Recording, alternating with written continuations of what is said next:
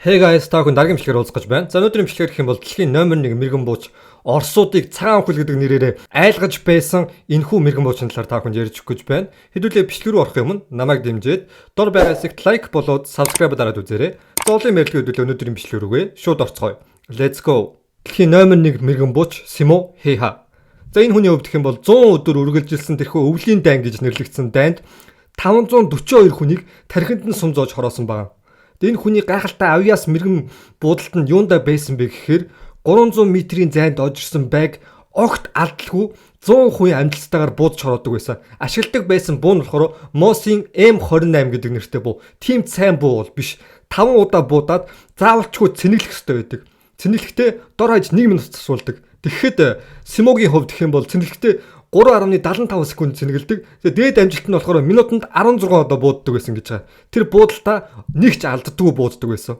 За тэгээд энэ хүний талаар ярих юм бол 1905 онд Финландийн Рауц Жарви гэдэг нэртэй нэгэн бяцхан тосгонд төрж өссөн. Аав ээж нь тариаланч өөрөө ч гэсэндээ аав ээжигээ дагаад бас тариалангийн талбайд өссөн.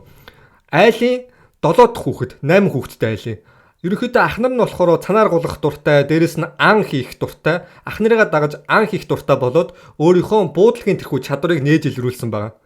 Тэгээд баг байхасаа буудлагын чадвараа дээшлүүлж явж хагаад ах нарынхаа зөвлөгөөгөөр тэмцээн уралдаад маш их ордог байсан. Буудлагын тэмцээнд ороод байнгын төрүүлээд цом аваад гэртээ харьдаг байсан. Гэвч баг насныхын амьдралаас ярих юм бол их бүрэг ичимхий, дотгошоогоо хүнтэй бараг л юм ярьдаггүй тийм хөхт байсан. Тэр ч бодохгүй 10 жилийн төгслийн зурган дээр орохгүй гэж бодоод хүний ард нуугд зогсож байхад ангийнх нь татчгараад ирээд зураг авсан юм төг хүртэл байд юм билээ. Тэгээ мань үний хувьд гэх юм бол 1925 онд 20 нас хүрээд шууд Финландийн хугацаа цэргийн албанд явхаар болдог. Тэгээ хугацааны цэргийн албанд яваад 15 сарын хугацаанд явж байж байхдаа өөрийнхөө буудлагын чадварыг улам дээшлүүлсэн байна.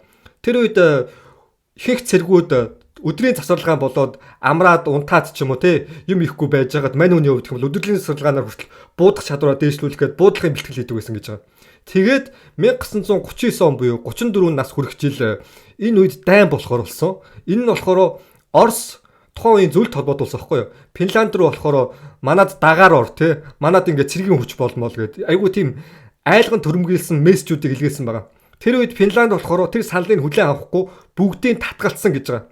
Тэгээд энэ хоёрын хооронд дайн болох бол ойлгомжтой болсон. Гэвч Оросын хувьд гэх юм бол дайн болгоё гэсэн ямар нэгэн шалтгаан хэрэгтэй тий. Тэнгүүт албаар Финланд бид нар руу сум гал нээлээ гэж худлаа хэлээд шууд дайн зарласан. Тэгээд дайн зарлахдаа за манайх маргааш та нарыг дайрлаа шүү гэдэг юм уу. Ямар нэгэн байдлаар анхааруулга өгөх ёстой шүү дээ. Тэгхгүйгээр шууд Финланд руу довтлоод орцсон. Тэгээ Финланд ч гэсэндээ тэнийг биш учраас өөрсдөө цэргүүдийг бас цуглуулад тэгээ цэрэг цуглуулж байхдаа манай хүний буудлагын авьяасыг тэр үед бас бэлтгэлийн үеэр олж нээгээд тэгээ 32 хүнтэй тэрхүү тусгай салаанд томилсон байгаа. Энэ салаа нь болохоор Колла гэдэг нэртэй голын ирэг дээр хамгаалтын салаа. За энэ хамгаалтын салаа руу Оросоос 40000 цэрэг 1939 оны 19 10-нд дайрж оджирсан байгаа. Энэ дайрж оджирэл бөө үйл явдал болсон 32 цэргийн эсрэг штэ. 40000 цэрэг. Тэгээ дээрэс нь тухайн үеийн Оросын хүн ам хэдэн хүнтэй байсан бэ гэхээр 170 сая, Финланд болохоор 350 сая хүн амтай. Яаж бодсуугаасаа Финланд ялахгүй ойлгомжтой тийм үү энэ дайнд бол. Тэгсэн чинь Финландын тэрхүү 32 цэрэг болохоор цасанд цав цагаан хувцастай. Тухайн үеийн Финландийн цаг агаар болохоор хасах 20 градусаас хасах 40 градус маш их цас орцсон. Оросууд тэр үед болохоор бид нар угаасаа Финландыг 3 хоногийн дотор эзлэнэ гэж бодож байсан байна. Тэр 3 хоног нь 100 хоног болж үргэлжилсэн. Энэ дай оронгороо иргэсэн гэсэн үг. Тэгээ тэр үед манай Симогийн хувьд гэх юм бол цагаан хувцаснаас гадна цав цагаан өнгөтэй юм баг зүүцсэн. Тэгээд өөрийнхөө тэрхүү M28 гэдэг бууга барьсан. Тэгж дайнд орсон байгаа. Тэгээд дайнд ороод тэрхүү 300 м ойролцоогоор 450 м-ийн зайд оджирсан байг огт алдалгүй бүгдийн тархинд нь буузаж хороодог байсан. Тэгээд 100 хоног үргэлжилсэн дайнд 542 хүний хороосон гэж байгаа. Тэгээд энэ хүний гайхалтай нууц нь юу байсан бэ гэхээр нүд нь маш хурц хараатай, маш холыг харах чадвартай. Дээрээс нь хол байгаа байг тархиндаа тооцоолж бодох чадвар нь бүр амар сайн хөгжсөн. Баримжаалах чадвар. Тэгээ энэ чадвараас шалтгаалаад 542 хоног хороосон гэж боддоо. Тэгээ дээрээс нь өөрийгөө баригдуулахгүй тулд дураа ерөөсөө ашигладаг байсан гэж байгаа. Дураа яг ашигладаг байсан хоёр шалтгаантай. Эхний шалтгаан нь бол дураа ашиглахаар жоохон толгойн ингэ дээшээ болж харах учраас дайсандаа баригт аюултай гэж байгаа. Хоёр дахь шалтгаан нь болохоор дурангаас болоод нарны тусгал ойгоод дайсанд өөрийгөө бариад өгчих аюултай гэдэг ийм шалтгаанаас болоод дураа ашигладаг байсан.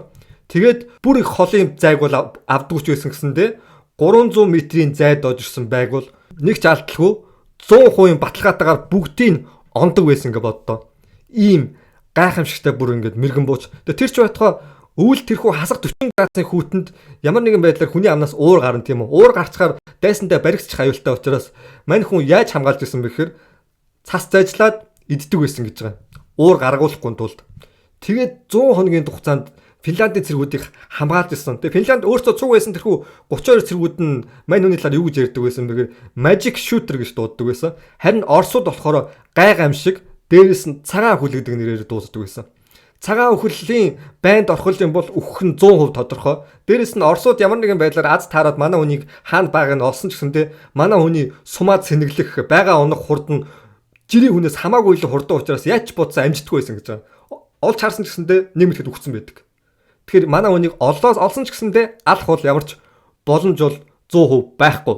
За тэгээд ингэж явж исэн ч гэсэндээ 100 хоногийн дараа 1940 оны 3 сарын 6-нд манай хүн Оросын мэрэгэн буучид өөрийнхөө зүүн талынхаа хацрыг нэвт буудуулсан байна. Тэгээ энэ үед болохоор Оросууд юу гэж бодож ирсэн бэхээр цагаан өхөл өгчлээ гэж зарласан. Гэсэн чи манай хүн бол үхээгүй байсан. Тэр ч байтугай цуг байжсэн цэргүүд нь хүртлээ угаасаа Симогийн хувьд өгчлээ гэж бодсон. Яг бол баг толооныхын тал нь алга болсон юм шиг тэгж харагдаж ирсэн гэж байгаа байхгүй. Тэгсэн чинь манай хүн 7 хоногийн дараа эмнэлэгт ухаан орсон. Гэвч тэр үед болохоор аль хэдийн өгцөн гэд баг гэр бүлийнхэнд нүртэл мэдэгдсэн байсан. Тэгээ манай хүн болохоор тэрийг мэдэнгүүтээ юу яриад байгаа юм бэ? Ямд байгаа юм шүү гэд бөө юм болсон. Гэсэн чинь эмнэлгээс бол гаргаж болохгүй, олон сар байхгүй бол болохгүй. Тэгээ 23 хагалгаа хийлгсэн гэж байгаа. Тэгээ маш олон сарын дараа гэрлүүгөө буцсан. Тэгээ буцсны дараа азар дайн бол дуусаад. Тэгээ манай хүний хувьд гэсэндээ төрсөн нутагтаа очиод аав ээжийнхээ үргэлжлүүлсэн тариалангийн талбай дээр ажиллаж өнгөрүүлэхээр болдог. Гэсэн чи 542 хүнийг алсан. Дээрээс нь энэ бол зөвхөн тэрхүү М28 гэдэг буугаар алсан тоон шүү заяа. Өөр машин ганаар болохоор 400 гаруй хүнийг алсан гэж байна. Нийт бараг 1000 хүнийг алсан. Тэрхүү 4000 цэргийн 1000-ыг нь ганцаархан алсан гэсэн үг шүү. Энэ гайхамшигтай улсынхаа баатар болсон мэрэгэн бууч. Тэгээ тэр ч байтугай тухайн үед цэргээс халагдаад тэрхүү явсныхан дараа юу болсон бэ гэхээр сэтгүүлчдээс асуудаг байсан байгаа. Та 500 хэдэн хүнийг алчаад тэгээд ямар нэгэн байдлаар энэ талаар одоо харамсдаггүй боддггүй гэж асуусан чинь юу гэж хариулсан бэ гэхээр би өөрийнхөө тушаал бас үүргээл биелүүлсэн гэж хариулсан.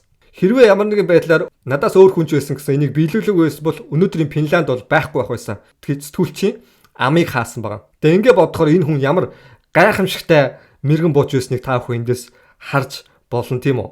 Тэгээ дээрэс нь манай өнөө гэх юм бол харьсныхаа дараа тийм сайхан ад жаргалтай амьдралыг бол туулаагүй. Ягаад тэгэхээр дайн дуусны дараах тэрхүү трама мэдээж хүн лэмчин тэр олон хүнийг алчаад зүг зүгээр байна гэж байхгүй шүү дээ тий. Тэр хүнд олон хүнийг алсан учраас тэр хүмүүсийн гэр бүлээс манай хүн рүү захиа явуулдаг байсан гэж байгаа. Чамайг очиж ална, үргэлж үзээ ядах болно ч гэдэм үү тий. Тэрхүү захиа явуулдаг. Тэгээ дээрэс нь дайны траманаас болоод дөрөн ч гэсэндээ одоо тий унт чаддгүй байсан гэсэн тийм юу байдаг. Дээрэс нь 96 наснда 2002 онд өөд болсон. Гэвч өөд болох хүртлээр огт ихнэргүй байсан. Нэг ч ихнэр аваагүй.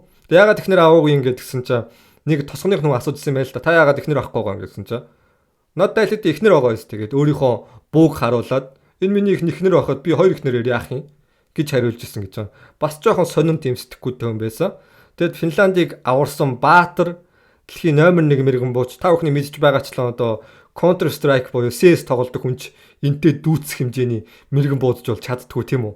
Тэгэхээр энэ хүн бол үнэхээр гайхамшигтай тийм одоо бол энэ хүний гүйцэх тийм рекордтой мэрэгэн бууч бол нэгч байхгүй байгаа дэлхийн түүхэнд. CS тоглодог хүмүүс ч энэ шиг буудаж бол чадахгүй гэдэгт бол би итгэлтэй байна. Бараг нэг тоглоом дээр чит хэрэгэлсэн гэж ярьдэн шүү дээ. Тэр шиг бууддаг мэрэгэн буучны талаар маш товчхон та бүхэнд ярьж хүргэлээ. Та бүхэн тэгээд миний бичлэг таалагдвал дор байгаа хэсэгт лайк болоо subscribe дараарай. Ер нь таалагдсан байх гэж бол бодож байна. Тэгээд дараагийн бичлэгээр уулзлаа. Goodbye guys.